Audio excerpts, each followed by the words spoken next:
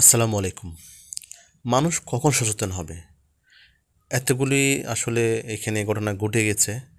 আপনারা জানেন কিছুদিন আগে একটা কলেজ ছাত্রী দুনিয়া ছেড়ে চলে গেছে এই অসতর্কতার কারণে। একটি গাড়ি পিছন দিয়ে চলে আসছিল। এখানে দেখতে পাচ্ছেন মানুষগুলি কিন্তু কোনো শৃঙ্খলা নাই। এতগুলো বিপদ হয়ে যাওয়ার পরও এখনও কিন্তু সেম। এটা কালুরঘাটের ফেরির দৃশ্য। ফেরি ধীরে ভিড়ার সাথে সাথে দেখতে পাচ্ছেন গাড়ি এবং মানুষ একসাথে কিন্তু ওঠার চেষ্টা করতেছে।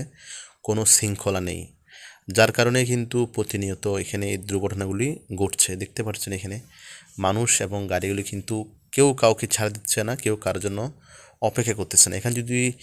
এখানে যদি এমন হতো, আগে গাড়িগুলো চলে যেত, এরপরে মানুষগুলো যেত, অথবা আগে মানুষগুলি উঠে যাওয়ার পরেই গাড়িগুলো যেত, তাহলে এই রকম বিপদগুলি কিন্তু এড়িয়ে চলা যেত।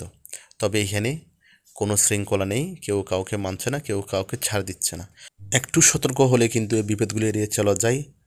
মানুষ আসলে কখন বুঝবে যে সময়ের চেয়ে জীবনের মূল্য অনেক বেশি, সময় একটু হয়তো বেশি লাগবে, সে সময়টা নিলেই দেখা যায় বিপদ মুক্ত হওয়া যায়, বিপদ থেকে বেঁচে যাওয়া যায়।